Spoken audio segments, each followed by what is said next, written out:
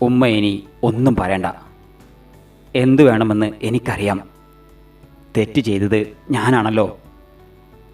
അത് ആരും അറിയാതെ തിരുത്താൻ പറ്റുമോ എന്ന് ഞാൻ നോക്കട്ടെ. മാഹിറ മനസ്സിൽ എന്തൊക്കെ കണക്ക് കൂട്ടി അകത്തേക്ക് കടന്നുപോയി. ഉമ്മ, എന്താടാ? അത് പിന്നെ എനിക്കൊരു കാര്യം പറയാനുണ്ട്. എന്താടാ കൊച്ചുകുട്ടികളെ പോലെ നിന്ന് പരുങ്ങുന്നത്? കാര്യം പറയാടാ. ഞാൻ പഠിപ്പിക്കുന്ന കോളേജിൽ ഒരു കുട്ടിയുണ്ട്. ഈ വർഷം ചേർന്നതാണ്. ജുബൈരിയ എന്നാണ് പേര്. 3 ആങ്ങളാർക്ക് ഒറ്റ പെങ്ങള്. ബാപ്പയില്ല. അവളുടെ ഭർത്താവ് മരിച്ചതാണ്. പ്രണയവിവാഹമായിരുന്നു. 2 വർഷത്തെ ആയുസ് അവളുടെ ബന്ധത്തിനുണ്ടായുള്ളൂ. അവൾക്കൊരു മോളുണ്ട്. 2 വയസ്സ് കഴിഞ്ഞിട്ടുള്ളൂ വാവക്ക്. ആ കുട്ടിയെ ഞാൻ നിക്കാഹ് കഴിച്ചാലോ എന്നൊരാഗ്രഹം. ഉമ്മാൻ്റെ അഭിപ്രായം എന്താ? പടച്ചോനെ, എൻ്റെ പ്രാർത്ഥന നീ കേട്ടല്ലോ. നിന്നെയും നിൻ്റെ മോനെയും പൊന്നുപോലെ നോക്കാൻ പറ്റുന്ന ആളാണെങ്കിൽ ഈ ഉമ്മാക്ക് സമ്മതാണ്. അവൾക്കറിയാം ഉമ്മ എൻ്റെ കഥകളൊക്കെ. പിന്നെ സ്നേഹിക്കുന്ന കാര്യത്തിൽ സംശയമൊന്നും വേണ്ട. അത് തീർച്ചയായും ഉണ്ടാവും. നല്ല കുട്ടിയാ. കാണാനും നല്ല മൊഞ്ചുണ്ട്. എനിക്കിഷ്ടപ്പെട്ടു. അതൊന്നും ഉറപ്പ് പറയാൻ പറ്റില്ല. ഇപ്പോഴത്തെ മക്കളല്ലേ. ഇവൾ അങ്ങനെ ആയിരിക്കില്ല, അതെനിക്ക് ഉറപ്പുണ്ടുമ്മ. അവളുടെ ഭർത്താവ് മരിച്ചിട്ട് 3 വർഷം കഴിഞ്ഞു. വീട്ടുകാർ എത്ര നിർബന്ധിച്ചിട്ടും അവൾ മറ്റൊരു വിവാഹത്തിന് ഇതുവരെ സമ്മതിച്ചിട്ടില്ല. ഇപ്പോഴും അവനെ മനസ്സിലിട്ട് നടക്കുക. അവളുടെ ജീവിതത്തിൽ ഭർത്താവായി അവൻ മാത്രം മതിയെന്നും പറഞ്ഞുകൊണ്ട്. അത് കേട്ടപ്പോഴാണ് എനിക്ക് ആ കുട്ടിയോട് ബഹുമാനവും സ്നേഹവും എല്ലാം തോന്നിയത്. എൻ്റെ മോന് ആ കുട്ടിയെ കല്യാണം കഴിക്കണ്ട എന്നാണ് എൻ്റെ അഭിപ്രായം. അതെന്താ ഉമ്മ? പഴയ ഭർത്താവ് അവളുടെ മനസ്സിലുള്ളിടത്തോളം കാലം ആ കുട്ടിക്ക് നിന്നെ മനസ്സറിഞ്ഞ് സ്നേഹിക്കാൻ കഴിയില്ല. പിന്നെ അത് മാത്രമല്ല, അവൾക്ക് 2 വയസ്സ് കഴിഞ്ഞ മോളുണ്ട് എന്നല്ല പറഞ്ഞത്. നമ്മുടെ വാവയും ചെറുതാണല്ലോ. 2 പേരെയും ഒരുപോലെ കൊണ്ടു നടക്കാൻ ആ കുട്ടിക്ക് കഴിഞ്ഞു കൊള്ളണം എന്നില്ല. എന്തൊക്കെ പറഞ്ഞാലും സ്നേഹത്തിലായാലും പരിചരണത്തിലായാലും അവളുടെ മകൾ കഴിഞ്ഞ് അവൾക്ക് നമ്മുടെ വാവയോടുണ്ടാവും. അതുകൊണ്ട് അത് വേണോ? അങ്ങനെയൊന്നും ഉണ്ടാവില്ല. അതൊക്കെ മറ്റൊരാൾ അവളുടെ ജീവിതത്തിലേക്ക് കടന്നു വരുന്നോടെ എല്ലാം സാവകാശം ശരിയാവും. അതുവരെ ഉള്ളതുപോലെ ആവില്ലല്ലോ പിന്നീട്. എല്ലാം തരണം ചെയ്യാൻ അവൾ പഠിക്കില്ലേ? പിന്നെ അവളുടെ മോള് അത് നമ്മുടെ കൂടെ ഉണ്ടാവില്ലല്ലോ. അവളുടെ വീട്ടിലായിരിക്കില്ലേ. പിന്നെ നമ്മുടെ മോനെ നോക്കാൻ എന്താ ബുദ്ധിമുട്ട്? അവൾ നിൻ്റെ മനസ്സിൽ വല്ലാതെ പതിഞ്ഞിട്ടുണ്ട്. അതുകൊണ്ട് ഞാൻ പറയുന്നതൊന്നും നിനക്ക് മനസ്സിലാവില്ല. എൻ്റെ മോനെ ഇനിയും വിഷമിക്കുന്നത് കാണാൻ എനിക്ക് വയ്യ. അതുകൊണ്ടാണ് ഈ ഉമ്മ പറയുന്നത്. എല്ലാം ഉമ്മാൻ്റെ വെറും തോന്നലുകളാണ്. ഒന്നും ഉണ്ടാവില്ല ഉമ്മ. എന്നാ എൻ്റെ മോൻ്റെ ഇഷ്ടം പോലെ. അവളുടെ കുഞ്ഞിനെ നിനക്കും നിൻ്റെ കുഞ്ഞിനെ അവൾക്കും മനസ്സറിഞ്ഞ് സ്നേഹിക്കാൻ കഴിയണം. അല്ലെങ്കിൽ അവിടെ മുതൽ നിങ്ങൾക്ക് ഇടയിൽ വിടവ് വരും.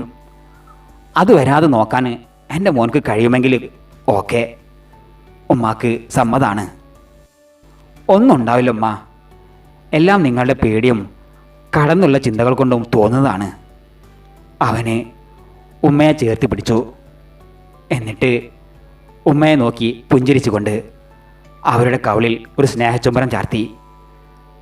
നിങ്ങളുടെ പ്രാർത്ഥന ഉണ്ടായാൽ മതി, അത്രമാത്രം മതി എന്ന് പറഞ്ഞു. ആ ഉമ്മ അവനെ നോക്കി സങ്കടപ്പെട്ടു. ഒന്നും ഉണ്ടാവില്ലെന്ന് കണ്ണുറുക്കി കാണിച്ചുകൊണ്ടവൻ കുഞ്ഞിൻ്റെ അടുത്തേക്ക് നീങ്ങി. ഈ സമയത്ത് ഫാരിസിൻ്റെ വീട്ടിൽ റഹ്മത്തെ, എന്താ ഇക്ക?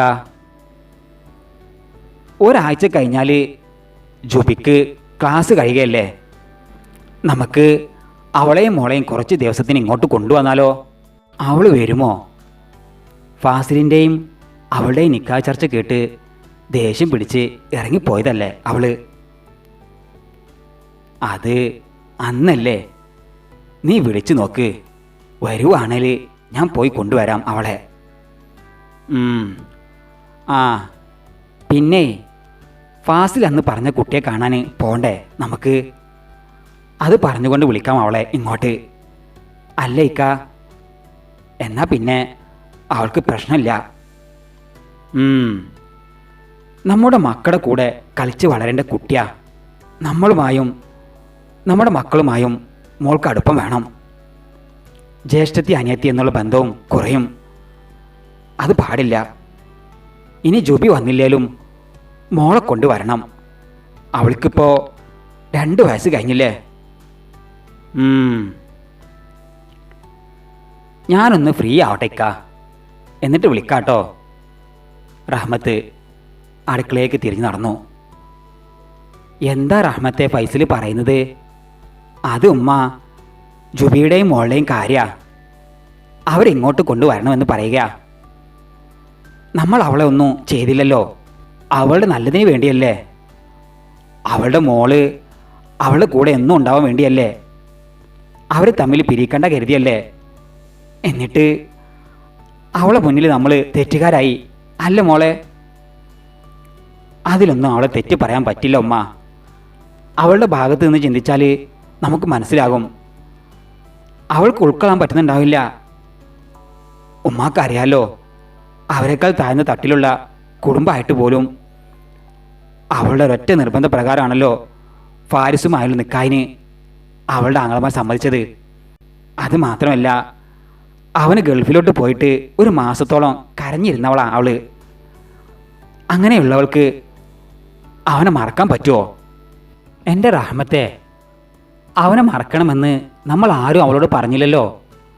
അവൻ്റെ ഓർമ്മകളും അവനൊത്തുള്ള അവരുടെ നിമിഷങ്ങളും അവളുടെ മരണം വരെ അവളുടെ മനസ്സിൽ നിന്ന് പോവില്ല. അതങ്ങനെ ഇടയ്ക്കിടയ്ക്ക് അവൾ ഉണർത്തിക്കൊണ്ടിരിക്കും എന്ന് കരുതി ജീവിതകാലം കൂട്ടില്ലാതെ എങ്ങനെയാ? അതിന് റഹ്മത്തൊന്ന് മൂളുകയേ ചെയ്തുള്ളൂ. ഈ സമയത്ത് ജുബിൻ്റെ വീട്ടിൽ, ജുബി ചായ കുടിച്ചിട്ട് പോയാൽ മതി. വേണ്ട ഇത്താ, ഇറങ്ങുന്നില്ല. എന്തൊക്കെയോ ഒരു പേടി. എന്തിനാ പേടി? കോളേജിൽ ചെന്ന് അയാളുടെ മുഖത്തേക്ക് നോക്കാൻ ഒരു ചമ്മലും. വല്ലത് ചോദിച്ചാ അതിനെന്ത് മറുപടി പറയും എന്ന് ആലോചിക്കുമ്പോൾ ഭയമുണ്ട്. ഞാൻ ഇന്ന് പോണം ഇത്താ. കൊച്ചു കുട്ടിയൊന്നല്ലല്ലോ. നിനക്ക് എന്താണ് തോന്നുന്നത് അത് പറയേ. എന്ത് മറുപടി പറഞ്ഞാലും നിന്റെ കൂടെ ഞങ്ങളുണ്ട്. ഇത്തയുടെ അഭിപ്രായം എന്താ? ഞാൻ എന്ത് മറുപടി കൊടുക്കണമെന്നാണ് ഇത്ത ആഗ്രഹിക്കുന്നത്? അവള് പുഞ്ചിരിച്ചുകൊണ്ട് ചോദിച്ചു. നീ ദേഷ്യപ്പെടില്ലെങ്കിൽ ഞാൻ പറയാം. ഇല്ല, പറ ഇത്ത. സമ്മതാണെന്ന് പറയുന്നതാണ് ഞങ്ങൾക്കെല്ലാവർക്കും ഇഷ്ടം എന്ന് കരുതി ഞങ്ങൾ ആരും നിന്നെ നിർബന്ധിക്കില്ല. നിനക്ക് എന്തും തീരുമാനിക്കാം. അതിന് തിരിച്ചു മറുപടി ഒന്നും പറയാതെ ഇത്തയുടെ ഒക്കത്തിരിക്കുന്ന കുഞ്ഞിനെ ഒന്നമർത്തി ചുംബിച്ചുകൊണ്ട് ബാഗ് ഒന്നുകൂടെ തോളിലേക്ക് നീക്കി അവൾ നടന്നകന്നു. എൻ്റെ റബ്ബേ, ഞാനിപ്പോൾ എന്ത് മറുപടിയാ പറയാ? അയാൾ ചോദിക്കട്ടെ. അപ്പോൾ എന്താണ് തോന്നുന്നത് അത് പറയാം. അവൾ അങ്ങനെ ഓരോന്ന് ചിന്തിച്ച് നടന്നു. കോളേജിലെത്തി ക്ലാസ്സിൽ കയറിയിരുന്നു. ആദ്യത്തെ ക്ലാസ് തന്നെ റഫീഖ് സാറാണ്. അയാൾ ക്ലാസ്സിലേക്ക് വരാൻ സമയം ആയി തുടങ്ങിയപ്പോൾ അവളുടെ ഹൃദയം പതിവിലും മിടിക്കാൻ തുടങ്ങി. പക്ഷേ പ്രതീക്ഷിക്കാതെ കടന്നു വന്നത് മറ്റൊരു സാറായിരുന്നു. അവളുടെ മനസ്സും കണ്ണും അയാൾ തിരഞ്ഞുകൊണ്ടിരുന്നു. ആരോടും ചോദിക്കാൻ വയ്യല്ലോ എന്ന് കരുതി അവൾ മിണ്ടാതെ നിന്നു. പിന്നീട് മറ്റു കുട്ടികൾ പറഞ്ഞാണ് അവൾ അറിയുന്നത് അയാൾ ഒരാഴ്ച ലീവാണെന്ന്. പതിവ് പോലെ ക്ലാസ് കഴിഞ്ഞ് അവൾ വീട്ടിലേക്ക് പുറപ്പെട്ടു. എങ്കിലും അവളുടെ മനസ്സ് അസ്വസ്ഥതയായിരുന്നു. എന്താവും ഒരാഴ്ച ലീവ് എടുത്തത്? വല്ലായിക വല്ലതും? അതോ എൻ്റെ മുഖത്തേക്ക് നോക്കാൻ ചമ്മലുണ്ടായിട്ടോ? ഞാനിനി മറുപടി കൊടുക്കാത്തതിനുള്ള വിഷമാണോ? അങ്ങനെ ഓരോ ചോദ്യങ്ങൾ അവൾ സ്വയം ചോദിച്ചുകൊണ്ടിരുന്നു. മോളെ നെസി, ജൂബി എത്തിയില്ലേ? വന്നല്ലോ ഉമ്മ. വന്ന് നേരെ അവൾ റൂമിലേക്ക് കയറി പോകുന്ന കണ്ടു. മുഖത്തിനൊരു തെളിമയില്ല. എന്ത് പറ്റിയാവോ? ജൂബി വാതിലടച്ച് ലോക്കിട്ടതിന് ശേഷം റൂമിലുള്ള കസേലയിരുന്ന് ഫോൺ ലോക്ക് തുറന്ന് സാറിൻ്റെ ഫോൺ നമ്പറിൽ തൊട്ടു. എന്ത് പറ്റിയെന്ന് വിളിച്ച് ചോദിക്കണോ? വിളിച്ചാൽ അയാൾ എന്തെങ്കിലും കരുതുമോ? വേണ്ട, വാട്സപ്പിൽ മെസ്സേജ് അയച്ചു നോക്കാം. അവൾ അയാളുടെ പ്രൊഫൈൽ തിരഞ്ഞു. മെസ്സേജ് അയക്കാൻ വേണ്ടി ടൈപ്പിങ്ങിൽ വിരലമർത്തിയതും അവൾക്ക് വീണ്ടും ചമ്മൽ അനുഭവപ്പെട്ടു. വേണ്ടല്ലേ? അയാൾ DP എടുത്ത് അവൾ കുറച്ചു നേരം കണ്ണുടിച്ചു. കാണാനൊന്നും തെറ്റില്ല, സുന്ദരനാ. അല്ല, എനിക്കിപ്പോൾ എന്തിൻ്റെ കേടാ? ഞാൻ എന്തിനാ അയാളുടെ DP നോക്കുന്നത്? അയാൾ കോളേജിലേക്ക് വന്നില്ലെങ്കിൽ എനിക്കെന്താ? ജൂബി, നിനക്ക് എന്ത് പറ്റി? വേണ്ടാത്തവരുടെ പിന്നാലെ നീ എന്തിനാ പോകുന്നത്? നിന്റെ മനസ്സിൽ ശരിക്കും എന്താ? അയാളെ നീ ഇഷ്ടപ്പെടുന്നുണ്ടോ? നിന്റെ പൊതുജീവിതത്തിലേക്ക് അയാളെ ക്ഷണിക്കാൻ നീ തയ്യാറാണോ? നിനക്കതിന് കഴിയുമോ? ഭിത്തിയിൽ പതിപ്പിച്ച കണ്ണാടിയിൽ നോക്കി അവൾ അവളോട് തന്നെ ചോദിച്ചു കൊണ്ടിരുന്നു. കഥയുടെ ബാക്കി ഭാഗം വരും ദിവസങ്ങളിൽ കേൾക്കാവുന്നതാണ്.